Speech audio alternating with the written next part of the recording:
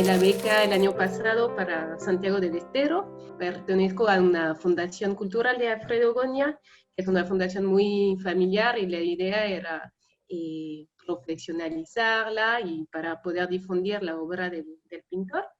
Y con ese propósito yo hice la formación de Flaxo, que es la de Gestión Cultural y Comunicación, que es un curso de posgrado, un curso virtual que duró 8 meses, que la verdad que fue muy, muy rico. Y, y bueno, quería un poco transmitir hoy lo que recibí durante esa formación, lo que me movilizó. Y bueno, la titulé esa charla, Pensar y practicar la gestión cultural hoy. Eh, no pretende ser abarcativo, obviamente, pero bueno, tocar esos temas que sí me movilizan. Y la idea de esa charla es para que sea más dinámico, preparamos una charla diálogo con Itel Ibargoyen, que es gestora cultural, que hoy nos habla de Montevideo, y bueno, que también es una amiga muy querida, así que la voy a dejar que se presente, que arranque con la conversación. Un gusto estar ahí compartiendo este espacio con ustedes, contigo, Alexián, charlar un poquito sobre esto del gestor y la gestión. Yo me dedico a la gestión cultural hace muchos años, no quiero pensar muchos cuántos para no ponerme nerviosa, pero sí como 20 ya. Y en este último tiempo me he preocupado más por detenerme a problematizar mi propia práctica, ¿no? A pensar más teóricamente esto que llamamos gestión cultural o este rol del gestor cultural. Entonces me parecía como bien importante el espacio, creo que no hay tantos espacios como para pararse un poquito a entender o problematizar o empezar a disgregar un poco mejor qué es esto del gestor y la gestión, ¿no? Este rol tan peculiar, tan raro, ¿no? Tan específico a su vez, porque uno puede, yo qué sé, pasar desde dedicarse a unos focos y estar en la boletería de un teatro, ¿no? A discutir una ley de cultura, ¿no? O generar un proyecto comunitario en un barrio, ¿no? Entonces, es como un saber muy amplio, pero muy específico. Y en mi caso en particular me interesa también pensar la dimensión del trabajo, que es una dimensión que también a veces está un poquito olvidada, sobre todo cuando pensamos en las prácticas artísticas, pero también en el rol del gestor, ¿no? Cómo se piensa ese trabajo, cómo se financia, qué pasa ahí con las condiciones de trabajo de los productores y productoras culturales. Entonces, como para empezar esta charla, me gustaría como preguntarte o invitarte, Alexiana, que nos comentaras, nos contaras, bueno, sobre, bueno, qué es esta motivación, qué te motiva o qué te hace pensar en la gestión cultural en tu propia práctica hoy, ¿no? ¿Cómo venís pensando, sintiendo eso? Sí, a mí lo que me dio ese curso es realmente ese tiempo, eh, espacio virtual también para pensar eh, qué es, qué es la gestión cultural, porque me di cuenta, bueno, al final no sé qué es un gestor cultural cuando empecé. Y creo que eso es fundamental, como volver a definir, a poner palabras para encontrar el sentido de las cosas que uno hace y el sentido y la motivación. Eso te ayuda a tener una motivación. Y a mí realmente no hay una definición, obviamente, de gestor cultural, hay miles, pero creo que la perspectiva que más me moviliza hoy es la que habla de la gestión cultural como un encargo social. Es la sociedad que lo encarga al gestor de gestionar la cultura.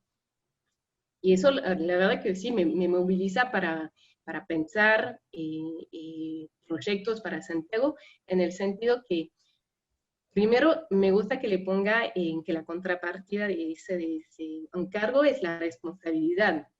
Y responsabilidad del gestor, que también es decir que es algo serio la cultura, ¿no? Porque como dice, siempre la cultura es como lo último, en varios sentidos, en eso de entender que hay trabajo ahí, que es un trabajo, también muchas veces a nivel de presupuesto, qué sé yo. Entonces, entenderlo como responsabilidad es también darle ese lugar que merece. Y también porque te empuja, te obliga a vos como gestor, gestora cultural, a salir a veces de tu comodidad para ir a dialogar, para ir a mezclarte, para ver todas esas culturas que hay a tu alrededor. Y eso como que primero me movilizó mucho. Y también en eso de encargo social, lo que me gustó es que la sociedad te da, es que son personas que te piden eso. Vos tienes que pensar siempre tus proyectos para las personas. Y creo que es fundamental siempre tenerlo en mente, eh, que, que lo haces porque te gusta un proyecto, lo armas obviamente y siempre es subjetivo, pero siempre tienes que pensar en una comunidad a quien se dirige. Y yo creo en una frase que me gusta, que es en la política económica, los números cierran con la gente adentro. Bueno, yo creo que en la gestión cultural también los proyectos cierran con la gente adentro. Eso me parece interesante. Y obviamente en ese recorrido que hice con esa formación, eh, lo fundamental creo es pensar la cultura es una obviedad que lo diga acá con todos ustedes, pero pensar la cultura en términos amplios y no solo en ese espacio reducido de la producción artística, que sí es importante, pero pensarlo más en términos de sentido común, de creencias, de hábitos. Creo que eso es fundamental, ¿no? Está bueno, hay una definición de Williams que me parece que está buenísima, que piensa la cultura como un sistema significante, ¿no? Entonces es amplio, pero es interesante ver cómo ese sistema significante se comunica, se reproduce, se experimenta, se investiga a sí misma en términos de lo social. Me parece que es una definición amplia, pero que ayuda un poquito. Y después hay otras como perspectivas que están buenas también, como pensar esta definición en sentido amplio, que están necesariamente ligadas con lo político, ¿no? Lo político en términos de la pregunta de, bueno, ¿cómo queremos ser gobernados? ¿Cómo queremos pensarnos? ¿Qué ideas de mundo? ¿No? ¿Qué cosas van surgiendo en estas nociones colectivas de lo cultural? Y que también tiene que ver con la noción como de la creación como expresiva, no solamente en el formato arte, sino en otras dimensiones, ¿no? Claro. Yo que sé, imaginarios colectivos, producción simbólica de otro Ujú. tipo, crítica, trabajo en instituciones culturales, como fenómenos políticos y económicos que trascienden esta idea solamente de la identidad, porque bueno, con el nivel de dinero que también maneja la cultura, sería raro no pensar también en la relación entre economía y cultura, en la relación entre política, economía y cultura, ¿no? Claro. Entonces, como problematizar un poquito más qué pasa en el capitalismo contemporáneo con la cultura. Ujú. Sí, y en eso la cultura, a mí también me gustó lo que aportó Alejandro Grimson para entenderla, eh, porque, bueno, obviamente no hay una cultura argentina, no hay una cultura santiagueña, no hay una cultura uruguaya, y hay un concepto que trajo Alejandro Grimson, que creo que, si me acuerdo bien, es antropólogo, y él habla de configuraciones culturales, que es también interesante porque eh, él enfatiza en esas diversidades y conflictividad que hay entre culturas dentro de un marco común. Eh, Otros lo manejan poniendo cultural, plural, pero él habla de eso y muestra como en un marco común, por ejemplo, Santiago, hay varias culturas que tienen interacciones, que tienen también una trama simbólica común.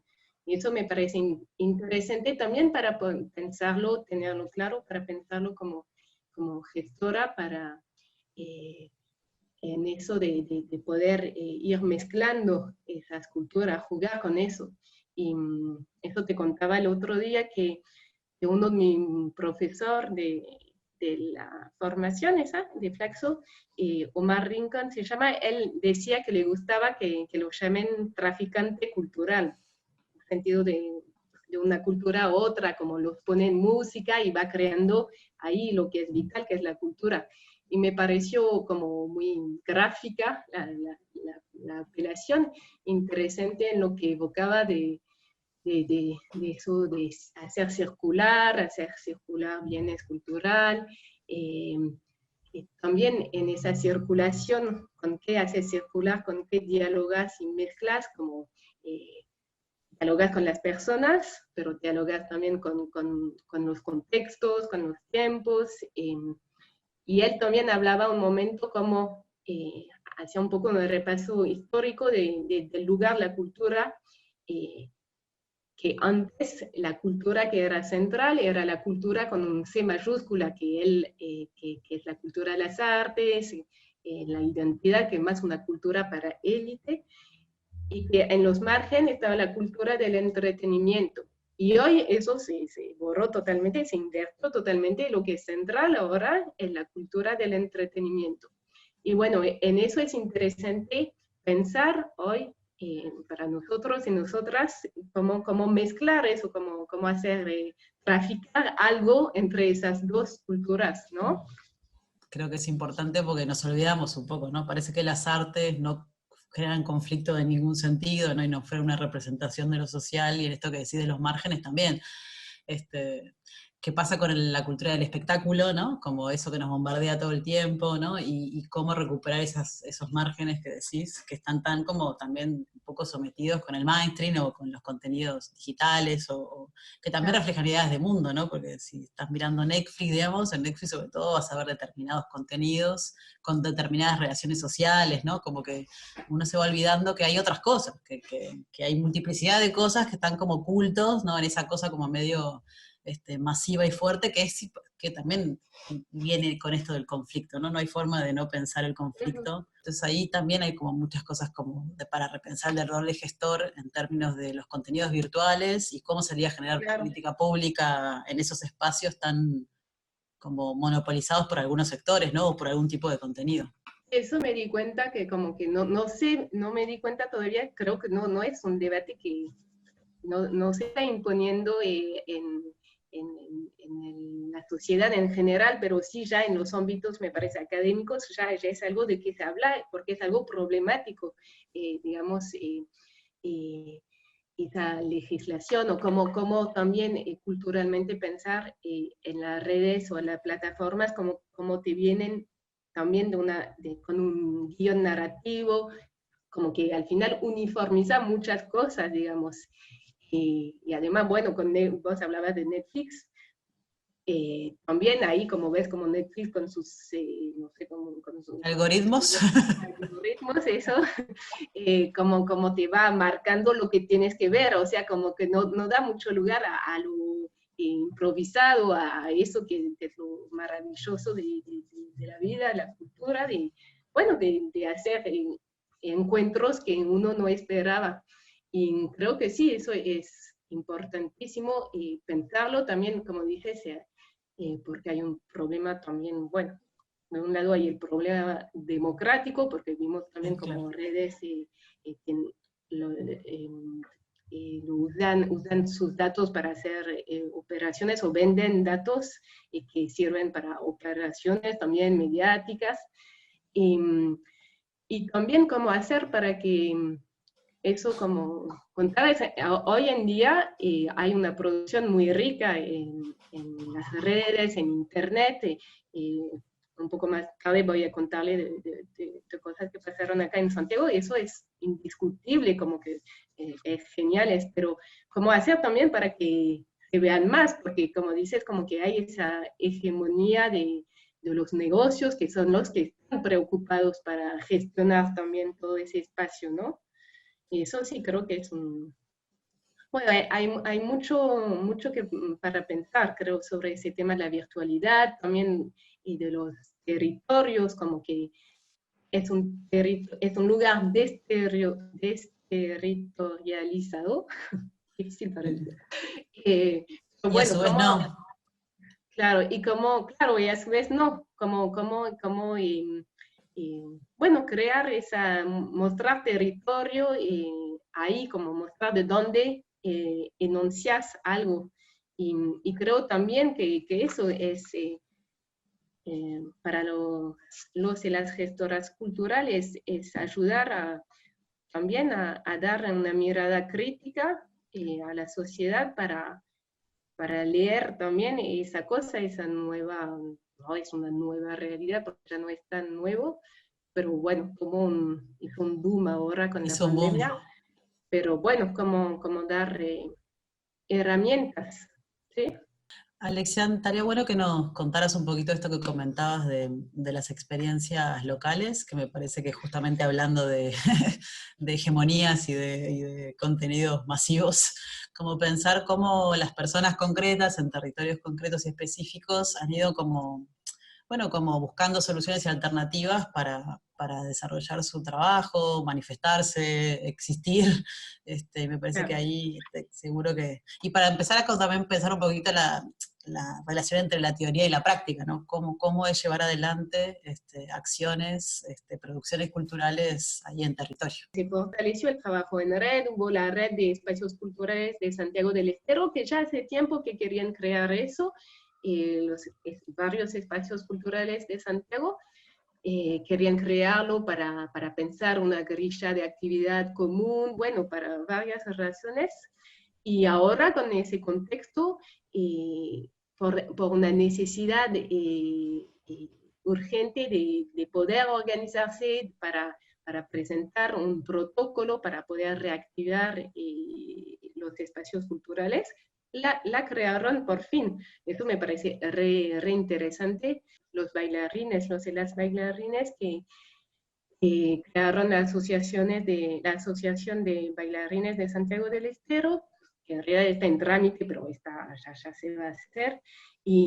Pero no es solo que hicieron la asociación, se reunieron y pensaron juntos, hicieron por primera vez un registro de todos los bailarines de la provincia. Y después quería como mencionarle, contarle de dos experiencias que tuvieron lugar acá, una en Santiago, pero que tiene que ver también con otros lugares del país, que es, capaz algunos ya escucharon hablar, que la otra feria de arte, que es una iniciativa de Diego Truls, y creo que es de Buenos Aires, y que él creó durante la pandemia, a los primeros días, eh, esa feria de arte virtual eh, para que el arte sea accesible a todos y, y con esa dinámica que sea transparente, había precios, había todo tipo de precios y con galerías de todo el país. Eso. Y es así que nos encontramos con una feria de arte que podía poner una galería histórica reconocida de Buenos Aires con una pequeña galería de arte de una ciudad como La Banda de Santiago del Estero.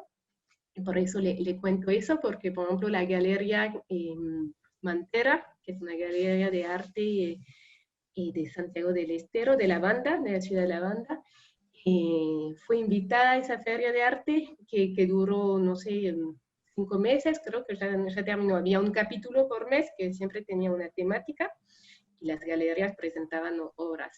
Ya el proyecto Mantera es muy interesante, es una galería que mantea sus obras. Ficcionan una galería de arte, decía que no tienen paredes en donde ponen las obras, pero van a una saladita que hay en La Banda, que hay ahí en un lugar estratégico, cerca del ferrocarril, y ahí mantean las obras, o sea que están al lado, las obras de arte que presentan al lado no sé, de las zapatillas que están al costado. Y bueno, y a ellos le funcionaron muy bien, como que no solo que vendieron lo que presentaron, por ejemplo, de la última edición, la ceramista Sol Divi vendió sus 7 piezas cerámicas, hermosas piezas que que estuvieron publicadas, son muy, muy lindas, pero también como que permitió, las vendió a alguien de Santa Fe, creo que contaron. También permitió como nuevas conexiones, como que permitió vincularse de otra manera. Cuenta María Rocha, que es una que tiene ese proyecto de Mantera, que es de ese colectivo, y cuenta como de repente le escribieron para saber un poco más de la galería, de todo el país. Eso me parece muy, muy lindo para pensarlo en cómo de repente como la jerarquía, como que ya no hay tantas jerarquías, al menos además en un ámbito creo que es muy en donde está muy marcada las jerarquías, eso es interesante, y como también eso, pensando en lo virtual, como lo permitió lo virtual, ¿no? Entonces no es que obviamente, no es que todo es malo o bueno, como que hay posibilidades hermosas. Y después, quería comentarles de un proyecto que también era como algo que se venía pensado para aparecer. Me contaron que es un espacio cultural que se llama El Observatorio, que era un observatorio astronómico que fue recuperado hace 5 años, creo. La asociación que trabaja ahí, como pensaron armar una radio es en ese momento de pandemia, en donde se paró muchas cosas, que realmente lo pudieron concretizar. ¿Por qué? Porque también había una oportunidad de tener una frecuencia FM y porque de repente muchos tenían tiempo y también el espíritu más dedicado a hacer ese tipo de cosas.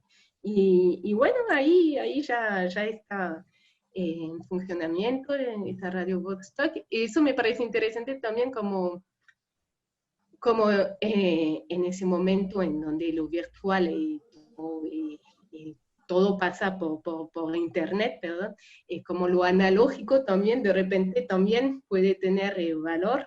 Eso me parece interesante. Y en realidad y tienen una parte en la frecuencia, la FM, también una parte en internet. Bueno, los invito a chusmear un poco sobre esos proyectos. Me quedo con algo que comentabas de la organización colectiva, ¿no? ¿Qué pasa con las redes que se articulan y que parece que en tiempos de crisis, lástima que siempre es en tiempos de crisis, o no sé cuándo no hay crisis o cuándo sí, pero como que hay una nueva como reflexión o necesidad de estar juntos y de pensar los problemas colectivos. Creo que eso es como llamativo ahí de este momento. Con Alexián queríamos como traer un texto que después nos dimos cuenta que no daba que era un texto medio difícil y que estaba bueno leerlo con calma, quizás cada uno, que es un texto que nos cautivó, que nos parece que trae unas discusiones importantes en tiempos de pandemia y en tiempos de capitalismo contemporáneo y en estos tiempos, digamos, tan raros, que es un texto de Zuley Rolnik que se llama Geopolítica del Rufián. Ella es brasilera, psicoanalista, trabaja con Guattari, creo. Y su texto, nada, se los recomendamos mucho, está ahí online, hablando de los medios, está a disposición de todos. Bueno, al final no elegimos ese texto porque era un poco áspero, pero quisimos hablar de un texto que hablaba de un poco lo que decía Itzel, de un texto de una clase mía que recibí ahí, de Omar Rincón, que es colombiano, que es un investigador, docente, gestor cultural. Su clase se llamaba Acerca de las culturas, artes, identidades y entretenimiento. Y él, al final de esa clase, para cerrar, presenta 8 retos, 8 consejos, no sé, que les parece imprescindibles para intervenir lo que él llama la culture, como esa mezcla de cool, lo que es cool, y de cultura en inglés. Y él dice, la define esa cultura como la cultura común del siglo XXI, esa del entretenimiento mundializado que establece como criterio de gusto a lo cool. Más que pensadores o intelectuales, está guiada por influencers. El escenario de la cultura es ese ecosistema hecho de pantallas, redes, internet, celulares, apps. Y él dice que como ya existe esa cultura, ya está, es una realidad, entonces que nos queda dialogar con esa cultura e intervenirla para que sea distinta, no como nosotros, como él dice nosotros, como los de las artes, de esa cultura con C, sino distinta. Entonces, ¿cómo intervenirla? Él dice, 1. Comprender esa cultura para poder explicarla. Perder el moralismo para ganar la intervención. 2. Un diálogo freiriano de Pablo Freire entre Jurassic Park, nosotros los modernos, con The Walking Dead, los jóvenes y sus potencialidades para liberarse del amor. 3. Asumir lo propio, el territorio y la identidad de uno como lugar de enunciación. 4. Inspirarse en los otros que nos habitan, en lo afro, lo indígena, lo femenino y esa vitalidad juvenil que es América Latina para practicar la interculturalidad. 5. Activar emocionalmente al ciudadano, convertirlo en ciudadano celebrity desde nuestras lógicas estéticas y políticas. Más que copiar, bastadear el mainstream. 6. Recordar que la estética, los géneros y los formatos tienen una ideología. Por lo tanto, hay que romperlos e intervenirlos estética y narrativamente. 7. Ser mutentes que ponen el cuerpo, hackean los poderes, remixean los saberes, bailan para resistir. 8. Recuperar lo popular, o sea, tener que narrar, contar, poner el cuerpo y bailar. Ironizar el poder al reír. Creo que pasa algo muy interesante en Argentina y creo que es interesante de verle desde varias perspectivas, como también esa masividad, esa movilización del Ni Una Menos, por ejemplo, como también hubo transferencia cultural, como otros países también crearon sus Ni Una Menos porque tenían problemáticas común también, como si hizo una agenda feminista internacional. Es interesante ver lo que nació de Argentina. Y creo también, bueno, creo que Argentina tienen esa historia realmente de movilización de mujeres, no necesariamente no se dicen feministas, pero tienen grandes figuras femeninas que fueron muy políticas, como las madres de Plaza de Mayo, las abuelas de Plaza de Mayo, o la figura de Evita misma, que muchas veces cuando uno está afuera solamente conoce la Evita, no sé, la Madonna, desgraciadamente, pero era una mujer política, realmente. Y también después con esos encuentros nacionales de mujeres, como que tienen esa tradición de una mujer que se moviliza y que realmente ejerce política, digamos, en el sentido original en eso. Y creo que ahora es muy interesante lo que pasa porque en todos los ámbitos, en los ámbitos también de arte, de cultura, justamente hablábamos de esas radio, yo mencionaba ese nuevo programa de radio que salía, que responde a una demanda social, porque es una demanda, se vio claramente con el Ni Una Menos, hay una voluntad de entender qué pasa con esa, por qué hay una desigualdad de género, qué nos pasa a nosotras mujeres, cómo se nos ha colonizado la mirada también. O también Itzel mismo que está presente, también ella en Uruguay mismo tiene una radio feminista, y también hay muchas movidas en las galerías de arte. Bueno, Mantera misma que mencionaba antes, ellas y ellos tienen todo un mensaje también activista en ese sentido, así que es muy rico, y sí, la verdad es que eso se aprende mucho de lo que pasa en Argentina en ese tema de género y en esa manera de organizarse.